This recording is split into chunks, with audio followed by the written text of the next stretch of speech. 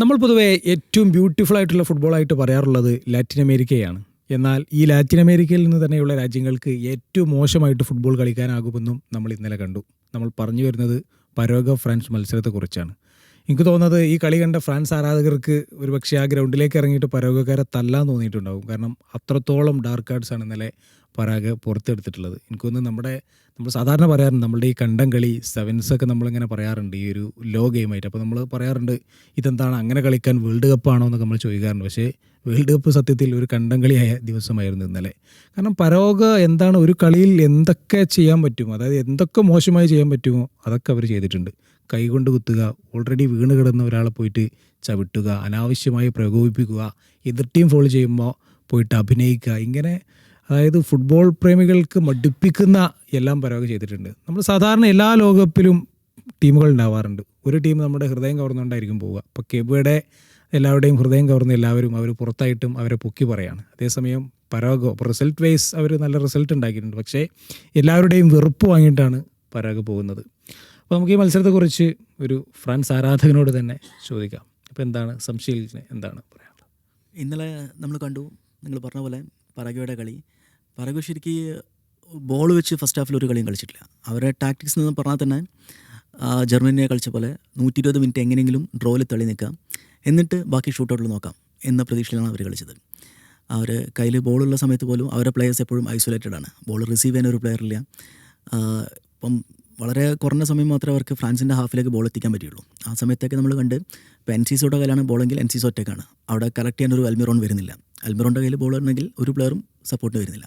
അപ്പോൾ അതിൽ നിന്ന് തന്നെ വ്യക്തമായിരുന്നു അവരെ കളി വിത്തൗട്ട് ബോളായിരുന്നു അവർ കളിക്കാൻ തീരുമാനിച്ചത്. രണ്ട് കാരണങ്ങളുണ്ട്. ഒന്ന്, ഫ്രാൻസിൻ്റെ ഇപ്പോഴത്തെ ഫോം, അതിനെ കളിച്ചുകൊണ്ട് ബീറ്റ് ചെയ്യാൻ പരാഗ്വേക്ക് സാധിക്കില്ല. അവരെ ഫ്രാൻസിൻ്റെ നമ്മൾ കണ്ട് ഈ വർഷം അവരെ ക്വാളിറ്റി വൈസ് ആയാലും പെർഫോമൻസ് വൈസ് ആയാലും റിസൾട്ട് വൈസ് ആയാലും അവർ എല്ലാ ടീമിനെക്കാളും 1-2 സ്റ്റെപ്പ് മുകളിലാണ്. അപ്പം പരാഗ്വേയുടെ ഇപ്പോഴത്തെ ഒരു സ്റ്റാൻഡേർഡിൽ അവർക്ക് കളിച്ചു തോപ്പിക്കുക എന്ന് പറഞ്ഞാൽ ബുദ്ധിമുട്ടായിരിക്കും. അപ്പോൾ ഇതുപോലുള്ള ടാക്ടിക്സിലേക്ക് മൂവ് ചെയ്യേണ്ടി വരും. രണ്ടാമത് ഇതിലൊരു മെച്ചപ്പെട്ട കാര്യം വരുന്നത്, ഏതെങ്കിലും ഒരു നിമിഷത്തിൽ ഫ്രാൻസിൻ്റെ ഒരു പ്ലെയർ പ്രൊവോക്കായി തിരിച്ച് എന്തെങ്കിലും അറ്റംപ്റ്റ് ചെയ്യുമ്പോൾ, ഫോൾ അറ്റംപ്റ്റോ അല്ലെങ്കിൽ ഒരു ഹാർഡ് ടാക്കിളോ അല്ലെങ്കിൽ റെഡ് കാർഡ് ചലഞ്ച് വന്ന് റെഡ് കാർഡ് കിട്ടിയാൽ അപ്പം പരാഗ്വേക്ക് അതിൽ അഡ്വാൻറ്റേജ് എടുക്കാം. അപ്പോൾ കളി മാറും. 10 vs 11 ആകുമ്പോൾ സ്വാഭാവികമായിട്ടും പരാഗ്വേ കളിച്ചു തുടങ്ങാം എന്നൊരു ഐഡിയയിലായിരിക്കും കളിച്ചിട്ടുണ്ടാവാം. അതെനിക്കൊന്നതേ ഈ ദശാംശതാദ്യം മുൻകൂട്ടി കണ്ടിരുന്നു പരാഗ്വേ ഇത്തരം ഒരു കളിയായിരിക്കും കളിക്കുക എന്നുള്ളത്. അതുകൊണ്ട് തന്നെ താരങ്ങൾക്ക് കൃത്യമായി ഇൻസ്ട്രക്ഷൻ കൊടുത്തിട്ടുണ്ട്, പ്രൊവോക്ക് ആകരുത് എന്നുള്ളത്. അല്ലെങ്കിൽ എനിക്ക് തോന്നുന്നത് എംബാപ്പയൊക്കെ ഒന്ന് കയറിയൊക്കെ ചൊറിയാനുള്ള സാധ്യത ഉണ്ടായിരുന്നു. കാരണം അത്രമാത്രം പ്രകോപനങ്ങളാണ് ചെയ്തിട്ടുള്ളത്. പിന്നെ പക്ഷേ ഒരു തരത്തിൽ പറഞ്ഞു കഴിഞ്ഞാൽ അവർ ഫ്രാൻസിനെ പിടിച്ചു കെട്ടിയെന്ന് പറയാം. ഞാൻ പറയുന്നത് ഡാർക്ക് കാർഡ്സ് ആണെങ്കിൽ പോലും അവർക്ക് ആദ്യ ഷോട്ട് എടുക്കാൻ എത്രയോ മിനിറ്റുകൾ വേണ്ടി വന്നു. എന്താണ് തോന്നുന്നത്? എന്താണ് അവർ ആ ഒരു കാര്യത്തിൽ അവർ വിജയിച്ചെന്ന് തന്നെ പറയാം. അവർ നമ്മൾ ബസ് പാർക്കിംഗ് എന്നൊക്കെ പറയും. ബസ് പാർക്കിംഗ് ആണെങ്കിൽ കൂടി എപ്പോഴും ഫ്രാൻസിനെ കൊണ്ട് അവർ ക്ലിയർ കട്ട് ചാൻസസ് ഒന്നും ക്രിയേറ്റ് ചെയ്യാതെ നോക്കി. കഴിഞ്ഞ മത്സരങ്ങളിലെല്ലാം ഫ്രാൻസിന് വേണ്ടി ആരാണ് ഏത് പൊസിഷനിൽ എപ്പോഴാണ് ചാൻസ് ക്രിയേറ്റ് ചെയ്യുന്നത് നമുക്ക് പറയാൻ പറ്റില്ലായിരുന്നു. ഒലീസെ ആയിരിക്കാം, എംബാപ്പെ ആയിരിക്കാം, ഡെംബലെ ആയിരിക്കാം. പക്ഷേ ഇവർക്കൊന്നും ബോക്സിൻ്റെ ഉള്ളിൽ നിന്നും ബോൾ ഈസി ആയിട്ട് റിസീവ് ചെയ്യാനുള്ള ഒരു ചാൻസ് കിട്ടാത്ത അവസ്ഥ വന്നു. ഒന്നാമത് എപ്പോഴും ബോക്സ് കൺജസ്റ്റഡ് ആയിരിക്കും. അപ്പം അവിടുന്ന് ഇവർക്കൊന്നും ഈസി ആയിട്ട് ചെയ്യാൻ പറ്റില്ല. പിന്നെ ആകെ ചെയ്യാൻ പറ്റുന്നത് പുറത്തുനിന്നും ലോങ് ഷോട്ട് അടിക്കാനാണ്. പക്ഷേ അൺഫോർച്ചുനേറ്റ്ലി ഇന്നലെ റാബിയോവും മാനുക്കോണും എല്ലാം അടിക്കുന്ന ഷോട്ടെല്ലാം ഒരു ഓൺ ടാർഗറ്റ് ആയിട്ട് വന്നില്ല. അതും അവരെ എഫക്റ്റ് ചെയ്തു. അപ്പം അതിൽ പരാഗ്വേ വിജയിച്ചെന്ന് തന്നെ പറയാം. അവരെ ഫ്രാൻസിൻ്റെ പ്ലേയേഴ്സിന് ബോക്സിൻ്റെ ഉള്ളിൽ നിന്നും ചാൻസ് ക്രിയേറ്റ് ചെയ്യുന്ന രീതിയിലുള്ള ബോൾ കിട്ടാത്ത ലെവലിൽ അവർ പരാഗ്വേ ഡിഫൻസ് വിജയിച്ചു.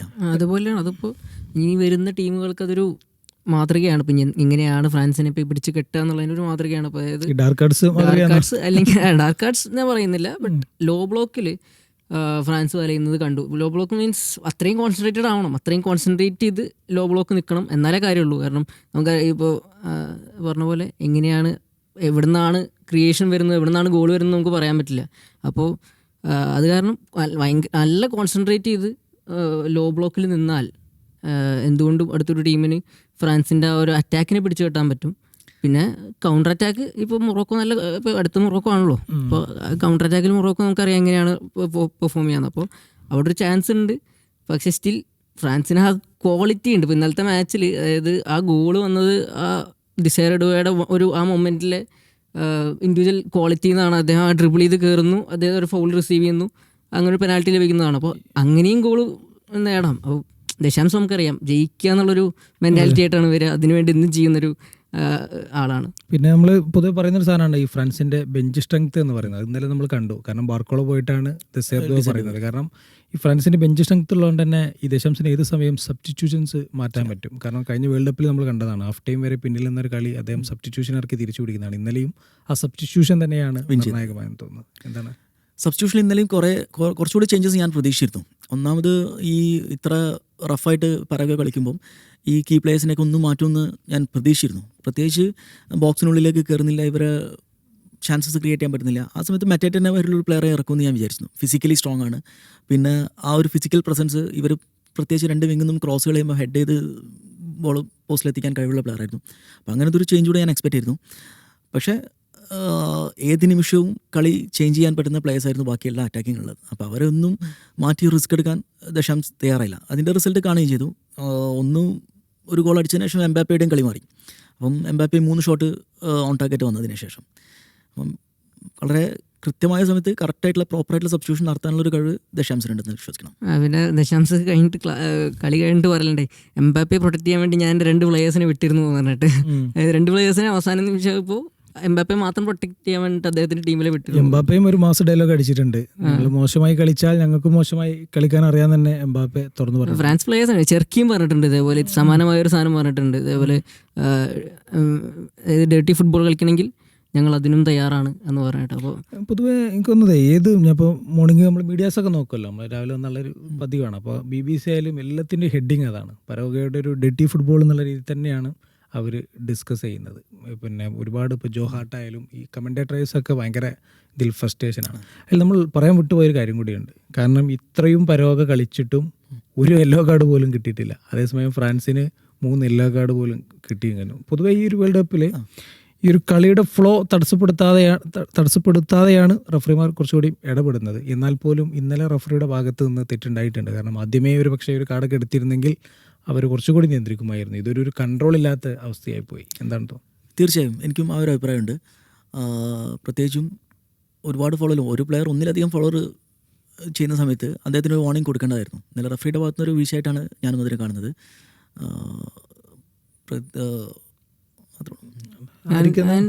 മത്തിയസ് ഗലാർസ എന്നൊരു പ്ലെയർ ഞാൻ കണ്ടതാണ്. ഗൽറാസ ഒരു 7 ഫൗളുകൾ അദ്ദേഹം ചെയ്തിട്ടുണ്ടെന്ന് പറഞ്ഞു, എന്നിട്ടൊരു യെല്ലോ കാർഡ് പോലും ഇല്ല. പിന്നെ അദ്ദേഹത്തിൻ്റെ ഒരു നമ്മൾ ഫോള് കണ്ടു, അതായത് എംബാപ്പയെ തല്ലുന്നൊരു ഫോള് കണ്ടു. അത് റഫറിയെ തൊട്ടടുത്തിട്ടുണ്ട്, റഫറി അത് കാണുന്നുണ്ട്, എന്നിട്ടും അതിനൊരു യെല്ലോ കാർഡ് പോലും നൽകിയില്ല എന്ന് പറയുന്നത് നമ്മുടെ ഈ വേൾഡ് കപ്പ് മൊത്തം നോക്കുകയാണെങ്കിൽ ഈ റഫറിങ്ങിലൊരു ഇൻകൺസിസ്റ്റൻസി വീണ്ടും തുറന്നു കാട്ടുന്നൊരു സാധനമാണ്. അതായത് നമ്മൾ മറ്റേ ഇത് കണ്ടു, ബാലോഗന് USA ഫ്ലോറിയൻ ബാലോഗൻ ഒരു സ്റ്റാമ്പ് ചെയ്തതിനൊരു റെഡ് കാർഡ് കിട്ടുന്നൊരു കാഴ്ച കണ്ടു. ഈ മാച്ചിൽ എംബാപ്പെ ഒരു പന്ത് എടുക്കാൻ വേണ്ടി ശ്രമിക്കുന്നുണ്ട്, ആ താരം വീഴുന്നുണ്ട്, പരഗയുടെ താരം വീഴുന്നുണ്ട്. ആ വീണ് കിടക്കുന്ന താരം എംബാപ്പയുടെ കാലും ഒരു ചവിട്ടുന്നുണ്ട്, എന്നിട്ടും അവിടെ ഒന്നും മറക്കുന്നില്ല. അപ്പോൾ അത് VAR ഈ പറഞ്ഞ പോലെ കൃത്യമാക്കാൻ നോക്കുന്നുണ്ട് കാര്യങ്ങൾ പല രീതിയിൽ. ഇപ്പോൾ എന്താ പറയുക, പെനാൽറ്റി ഡിസിഷൻസൊക്കെ കുറേയൊക്കെ ശരിയായി വരുന്നത്. പക്ഷേ ഇങ്ങനത്തെ ഫൗളുകളിൽ എന്താ പറയുക, ഒന്നും കൂടിയും കൃത്യമാക്കിയാൽ നല്ലതെന്ന് എനിക്ക് തോന്നിയിട്ടുണ്ട് ഈ ഒരു വേൾഡ് കപ്പിൽ മൊത്തം നോക്കുമ്പോൾ. നമ്മൾ എംബാപ്പയെ കുറിച്ച് നമ്മൾ പലരും ഇങ്ങനെ പല വിമർശനങ്ങൾ പറയുമല്ലോ. പക്ഷേ ഇതുപോലത്തെ കെയോ സിറ്റുവേഷനുകൾ അദ്ദേഹം ചിലപ്പോൾ ഭയങ്കര കാമിനെ സൂക്ഷിക്കാറുണ്ട്. അപ്പോൾ നമ്മൾ എൽ ക്ലാസിക്കോയിൽ എല്ലാവരും വന്ന് യമാലിനെതിരെ പോയിട്ട് ഭയങ്കര യുദ്ധം നയിച്ചു. കഴിഞ്ഞ എൽ ക്ലാസിക്കോ ബാഴ്സലോണ എൽ ക്ലാസിക്കോയിൽ അന്നും എംബാപ്പയാണ് ഭയങ്കര കാമായിട്ട് കീപ്പ് ചെയ്തത്. ഇന്നലെയും എംബാപ്പയ്ക്ക് ഭയങ്കര എന്താ പറയുക പൊട്ടിത്തെറിക്കാനുള്ള ഒരുപാട് സാഹചര്യങ്ങളിലായിട്ടും അദ്ദേഹം അതിനെ വിജയകരമായി നേരിട്ടു എന്നുള്ളതാണ്. മത്സരശേഷം അദ്ദേഹം ഗോളിക്ക് കൈ കൊടുത്തില്ല.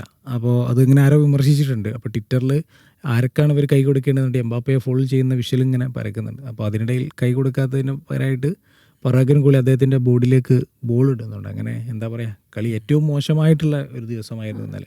ആക്ച്വലി എംബാപ്പയ്ക്ക് ഭയങ്കര വലിയ റെസ്പോൺസിബിലിറ്റികളാണ്. അതായത് കയ്യിലൊരു ആംബാൻഡും കൂടി ഉണ്ട്, ഫ്രാൻസിൻ്റെ അറ്റാക്കിനെ നയിക്കുക എന്ന് മാത്രമല്ല കയ്യിലൊരു ആംബാൻഡ് കൂടി ഉണ്ട്. അതായത് അദ്ദേഹമാണ് ബാക്കിയുള്ളവർക്ക് എക്സാമ്പിൾ ആവേണ്ട ഒരു പ്ലെയർ. അപ്പോൾ അങ്ങനെ നോക്കുകയാണെങ്കിൽ ഭയങ്കര മെച്ചുവേർഡ് പെർഫോമൻസ് ആണ് അദ്ദേഹം കാഴ്ചവെക്കുന്നത്. അതായത് ഒരു പെനാൽറ്റി എടുക്കാൻ വരുന്നതൊക്കെ നമുക്ക് കാണാം. പെനാൽറ്റി എടുക്കാൻ അദ്ദേഹം വരുന്നു, പെനാൽറ്റി നല്ല ഭംഗിയായിട്ട് അത് ഫിനിഷ് ചെയ്യുന്നു. അദ്ദേഹം ഒരു മോക്ക് ചെയ്യുന്ന രീതിയിലുള്ള സെലിബ്രേഷനാണ് ചെയ്തതും. അപ്പോൾ അതാണോ എംബാപ്പെ ആക്ച്വലി ഈ ഇങ്ങനെ സിറ്റുവേഷൻസിൽ നമുക്ക് കഴിഞ്ഞ വേൾഡ് കപ്പിലെ ഫൈനലിൽ നമുക്ക് ഓർമ്മയുണ്ട്. ഇങ്ങനത്തെ സിറ്റുവേഷൻസിൽ ഭയങ്കര മെച്ചുവേർഡ് പെർഫോമൻസ് കണ്ടിട്ടുള്ളതാണ് എംബാപ്പെ. ആ ഒരു റോളിൽ ഭയങ്കര അടിപൊളിയാണ്. അതിൽ നമ്മൾ പറയുന്നത് മൊറോക്കോയെക്കുറിച്ചാണ്. കാരണം അടുത്ത മത്സരത്തിൽ ക്വാർട്ടർ ഫൈനലിൽ ഫ്രാൻസിൻ്റെ എതിരാളികളാണ്. അപ്പോൾ ഈ മൊറോക്കോയെക്കുറിച്ച് പറയുമ്പോൾ എനിക്ക് തോന്നുന്നത് മൊറോക്കോയുടെ ഒരു നിൽപ്പ് മീൻസ് അവരുടെ മാപ്പിൽ നിൽക്കുന്നത് തന്നെ അവർ ആഫ്രിക്കയുടെ വടക്കേ അറ്റത്താണ്.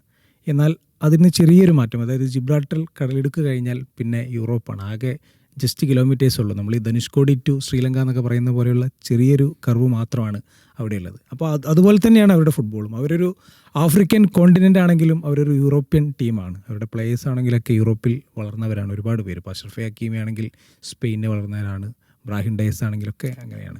പിന്നെ മൊറോക്കോ എന്ന് പറയുന്നത് എനിക്ക് തോന്നുന്നത് ഫ്യൂച്ചർ, നമ്മളിപ്പോൾ കഴിഞ്ഞ വേൾഡ് കപ്പിൽ സെമി കണ്ടു, ഈ ലോകകപ്പിൽ അവർ ക്വാർട്ടറിലെത്തി. ആദ്യമായിട്ട് രണ്ട് തവണ ക്വാർട്ടറിലെത്തുന്ന ആദ്യത്തെ ആഫ്രിക്കൻ ടീമാണ് മൊറോക്കോ എന്ന് പറയുന്നത്. പിന്നെ ഈ വരാനുള്ളതും അവരുടെ കാലമാണ്. കാരണം അവരുടെ അണ്ടർ-20 ടീം എന്ന് പറയുന്നത് വേൾഡ് കപ്പ് വിന്നേഴ്സാണ്. പിന്നെ അവരുടെ രാജ്യം തന്നെ ഫുട്ബോളിനെ വലിയ രീതിയിൽ പരിപോഷിക്കാൻ വേണ്ടി ഒരുപാട് കാര്യങ്ങൾ ചെയ്തിട്ടുണ്ട്. അവിടുത്തെ ഒരു രാജാവ് 2010 അവരുടെ രാജാവ് ഒരു പ്രത്യേക പ്രൊജക്റ്റ് ആരംഭിക്കുന്നു. ഒരു മുഹമ്മദ് അക്കാഡമി എന്ന് പറയുന്നൊരു അക്കാഡമി തുടങ്ങുന്നു. പിന്നെ അവർ ചെയ്യുന്ന ഏറ്റവും വലിയ കാര്യം എന്ന് പറയുന്നത് യൂറോപ്പിൽ വളരുന്ന മൊറോക്കൻ വംശജരെയൊക്കെ അവർ സൂക്ഷ്മമായി നിരീക്ഷിക്കുന്നുണ്ട് എന്നുള്ളതാണ്. അവരെയൊക്കെ തിരിച്ച് മൊറോക്കോയിലേക്ക് തന്നെ കൊണ്ടുവരാനുള്ള ശ്രമങ്ങൾ അവിടെ നടത്തുന്നുണ്ട്. അത് വലിയ രീതിയിൽ വിജയം കണ്ടിട്ടുണ്ട്. കാരണം ഇപ്പോൾ ഇതിലെ പല പ്ലേയേഴ്സും മറ്റു രാജ്യങ്ങൾക്കൊക്കെ വേണ്ടി കളിക്കാൻ യോഗ്യതയുള്ളവരാണെങ്കിലും അവർ മൊറോക്കോക്ക് വേണ്ടി കളിക്കുന്നതും അതുകൊണ്ട് തന്നെയാണ്. അപ്പോൾ നമുക്ക് ഈ മൊറോക്കോ ഫ്രാൻസ് മത്സരത്തെക്കുറിച്ച് സംസാരിക്കാൻ തോന്നുന്നു. എന്താണ്, എങ്ങനെയായിരിക്കും ആ മത്സരം? ഞാൻ പ്രതീക്ഷിക്കുന്നത് മൊറോക്കോ ഒരിക്കലും ഇന്നലെ പരാഗ്വേ കളിച്ച പോലത്തെ ഒരു കളി കളിക്കില്ല. അവർക്ക് അങ്ങനെ കളിക്കേണ്ട ആവശ്യമില്ല. അവർക്ക് ക്വാളിറ്റിയുള്ള അറ്റാക്കേഴ്സ് ഉണ്ട്, മിഡ്ഫീൽഡ് ഉണ്ട്, ഡിഫൻഡേഴ്സ് ഉണ്ട്, എല്ലാവരും ഫോമിലുമാണ്. ഇന്നലത്തെ മത്സരത്തിൽ തന്നെ കാനഡ വളരെ സൂപ്പറായിട്ടാണ് കളിച്ചത് ഫസ്റ്റ് ഹാഫ്. എന്നിട്ട് പോലും കാനഡയെ കൊണ്ട് ഒരു ഗോൾ അടിപ്പിക്കാതെ നിർത്താൻ ഇവർ വിജയിച്ചു, മൊറോക്കോ വിജയിച്ചു. കാനഡയുടെ പ്രസ്സിങ്ങിൽ മൊറോക്കോയുടെ കയ്യിൽ ബോൾ ഉണ്ടായിട്ട് പോലും കാനഡയിലെ ഹാഫിലേക്ക് മൊറോക്കോക്ക് വരാൻ പറ്റില്ല. അവിടെ പോലും ആ കാംനെസ് അവർ കാത്തു സൂക്ഷിച്ചു. അവരെ മൊമെൻറ്റായിട്ട് അവർ വെയിറ്റ് ചെയ്തു. ദെൻ മൊമെൻറ്റ് കെയിം, സ്കോർ ചെയ്തു. അതിൽ മൊറോക്കോയെക്കുറിച്ച് പറയുമ്പോൾ മൊറോക്കോ ശക്തരായ എതിരാളികളെ ഓൾറെഡി നേരിട്ട് കഴിഞ്ഞു. കാരണം ആദ്യ മത്സരത്തിൽ ബ്രസീലിനെ നേരിട്ടു, റൗണ്ട് ഓഫ് 32 നെതർലൻഡ്സിനെ നേരിട്ടു. എനിക്ക് തോന്നുന്നു ഇത്രയും ടഫസ്റ്റ് ഓപ്പണിനുള്ള മറ്റൊരു ടീമും നേരിട്ടിട്ടില്ല. ഇനി വരാനുള്ളത് ആരാണ്? ഫ്രാൻസാണ്. ഒരു പക്ഷേ അത് കടക്കുമെന്ന് നമുക്കറിയില്ല. കടന്നാൽ അതൊരു പുതിയ ചരിത്രമായിരിക്കും. എങ്ങനെ ഉണ്ടാകും ആ മത്സരം എന്നാണ്. അത് കഴിഞ്ഞ വേൾഡ് കപ്പിലെ സെമി ഫൈനലിലെ തനി ആവർത്തനമാണ് ഈ ഒരു മാച്ച് എന്ന് പറയുന്നത്. ആൻഡ് എനിക്ക് പേഴ്സണലി തോന്നുന്നത് ബ്രഹീം ഡയസ് ആയിരിക്കും ഒരു കീ പ്ലെയർ എന്ന് എനിക്ക് തോന്നുന്നു. കാരണം ഈ വേൾഡ് കപ്പിൽ അദ്ദേഹം ഒരു റെക്കോർഡ് സൃഷ്ടിച്ചിട്ടുണ്ട്. അതായത് ഒരു വേൾഡ് കപ്പ് ക്യാമ്പയിനിൽ ഏറ്റവും കൂടുതൽ അസിസ്റ്റ് നേടുന്ന ഒരു ആഫ്രിക്കൻ താരം എന്നുള്ള ഒരു റെക്കോർഡ്, 4 അസിസ്റ്റ് ഉണ്ടായി. സോ അദ്ദേഹത്തിൻ്റെ ഒരു ഇമ്പോർട്ടൻസ് ഭയങ്കര വലുതായിരിക്കും. പിന്നെ നമുക്കറിയാം മൊറോക്കോ ഇപ്പോൾ 2 തരത്തിലും കളിക്കാൻ കെൽപ്പുള്ള പ്ലെയേഴ്സ് ഉണ്ട്. അതായത് ഒന്നെങ്കിൽ സിറ്റ് ബാക്ക് ചെയ്ത് ഡിഫെൻഡ് ചെയ്ത് കളിക്കാൻ പറ്റിയ പ്ലെയേഴ്സ്. ഇപ്പോൾ ഈ പരാഗ്വേ കളിച്ച ശൈലിയൊക്കെ നോക്കുകയാണ്, അത് കണ്ടു പഠിച്ചിട്ട് ചിലപ്പോൾ, അതായത് ഡാർക്ക് ആർട്സ് അല്ല, ലോ ബ്ലോക്ക് ഇരിക്കാനുള്ള ശൈലി കണ്ടിട്ട് ഇനി അങ്ങനെ ആദ്യ കുറച്ച് നിമിഷങ്ങൾ അങ്ങനെ ഇരിക്കാൻ മൊറോക്കോ ചിലപ്പോൾ ശ്രമിച്ചേക്കാം. അതിനുശേഷം അതേ സ്പീഡിൽ അപ്പുറത്ത് കൗണ്ടർ അറ്റാക്ക് ചെയ്യാനുള്ള പ്ലെയേഴ്സും അവരുടെ കയ്യിലുണ്ട്. സോ അതൊരു വലിയ വെല്ലുവിളിയാണ്. നമുക്ക് ഈ ഒരു വേൾഡ് കപ്പിൽ നോക്കുകയാണെങ്കിൽ ഫ്രാൻസ് 2 വട്ടം മാത്രമേ ക്ലീൻ ഷീറ്റ് വെച്ചിട്ടുള്ളൂ. അതായത് അത് എനിക്ക് തോന്നുന്നു ഒന്ന് ഇറാഖിൻ്റെ കൂടെയും ഒന്ന് പരാഗ്വേയുടെ കൂടെയാണ്. അപ്പോൾ ആ 2 ഇങ്ങനത്തെ ടീമുകളാണ് നമുക്കറിയാം. ഈ നോർവേ ഒരു ചെറിയ ടീമിനെ, അതായത് അവരുടെ ബി ടീമിനെ ഇറക്കിയിട്ട് പോലും ഒരു ഗോൾ കൺസീഡ് ചെയ്തു ഫ്രാൻസ്. അതിനുശേഷം സെക്കൻഡ് ഹാഫിൽ നോർവേയുടെ ടീം കുറച്ചുകൂടി നന്നായിട്ട് കളിച്ചു എന്ന് എനിക്ക് പേഴ്സണലി തോന്നിയിരുന്നു. അതായത് ഒരു പെനാൽറ്റി വഴങ്ങിയിരുന്നു. ആ ഒരു നോർവേയുടെ ബി ടീമിനെതിരെ ഫ്രാൻസ് ഒരു പെനാൽറ്റി വഴങ്ങിയിരുന്നു. എന്നിട്ട് ആ ഒരു സെക്കൻഡ് ഹാഫ് തുടങ്ങി കുറച്ച് സമയത്തേക്ക് നല്ല രീതിയിലുള്ള അറ്റാക്കുകൾ ആ വിങ്ങിലൂടെയൊക്കെ വരുന്നതൊക്കെ കണ്ടിരുന്നു. അപ്പോൾ വിങ്സ് എന്തായാലും മൊറോക്കോയ്ക്ക് വലിയ, അതായത് വിങ്ങിലൂടെ അറ്റാക്ക് ചെയ്തായിരിക്കും മൊറോക്കോ എന്തുകൊണ്ടും ശ്രമിക്കുക. പക്ഷേ സൈബാരിയുടെ ഒരു പരിക്ക് ഒരു വിനയാണ്. അതായത് നമുക്കറിയാം സൈബാരി എങ്ങനെയാണ് ഈ ഒരു വേൾഡ് കപ്പിൽ മൊറോക്കോയ്ക്ക് വേണ്ടി പെർഫോം ചെയ്തിരുന്നത്. അപ്പോൾ സൈബാരി കഴിഞ്ഞ മത്സരത്തിൽ പരിക്കായിട്ട് പോയി. അദ്ദേഹത്തിൻ്റെ പരിക്ക് എത്രത്തോളം ഉണ്ടെന്ന് അറിയില്ല. ഹാംസ്ട്രിങ് ഇഞ്ചുറിയാണ്. അപ്പോൾ മിക്കവാറും അടുത്ത മത്സരത്തിൽ വരാൻ സാധ്യതയില്ല. സോ സൈബാരി വലിയ മിസ്സാണ്. പക്ഷേ റഹീമി ഉണ്ട്. റഹീമി കഴിഞ്ഞ മത്സരത്തിൽ ഗോൾ അടിച്ച് അദ്ദേഹത്തിൻ്റെ കോൺഫിഡൻസ് കൂട്ടിയിട്ടുണ്ട്. ദെൻ മത്സരത്തിൽ ഗോൾ അടിച്ച ഔനാഹി എല്ലാം ഉണ്ട്. യെസ്. അപ്പോൾ ഏതായാലും ഫ്രാൻസ് മൊറോക്കോ എന്ന് പറയുന്നത് ഒരു തീപ്പാറും പോരാട്ടം തന്നെയായിരിക്കും. ഫ്രാൻസിന് ഓഫ് കോഴ്സ് അഡ്വാൻറ്റേജ് ഉണ്ട്. എന്നാലും മൊറോക്കോ വിജയിച്ചാൽ പോലും അത്ഭുതപ്പെടാനില്ല. അപ്പോൾ നേരത്തെ നെതർലൻഡ്സുമായുള്ള മത്സരം മൊറോക്കോ വിജയിച്ചപ്പോൾ പലരും വീണ്ടും ഒരു അട്ടിമറി പോലെയൊക്കെ പറയുന്നത് കണ്ടു. സത്യത്തിൽ അത് നമ്മളൊരു ലെഗസി വെച്ച് നോക്കുന്നതുകൊണ്ടാണ്. അപ്പോൾ നെതർലൻഡ്സിന് കൂടുതൽ ലെഗസി ഉണ്ടായിരിക്കും. പക്ഷേ റീസെൻറ്റ് പെർഫോമൻസ് നോക്കുമ്പോൾ ഫിഫ റാങ്കിങ്ങിൽ നെതർലൻഡ്സിനേക്കാൾ മുന്നിലാണ് മൊറോക്കോ എന്ന് പറയുന്നത്. മാത്രമല്ല മൊറോക്കോ അഫ്കോൺ ചാമ്പ്യന്മാരാണ്. അപ്പോൾ തീർച്ചയായിട്ടും ഈ ടൂർണമെൻറ്റിൽ വൺ ഓഫ് ദ ബെസ്റ്റ് മത്സരം തന്നെയായിരിക്കും മൊറോക്കോ ഫ്രാൻസ് എന്നാണ് ഞാൻ വിചാരിക്കുന്നത്.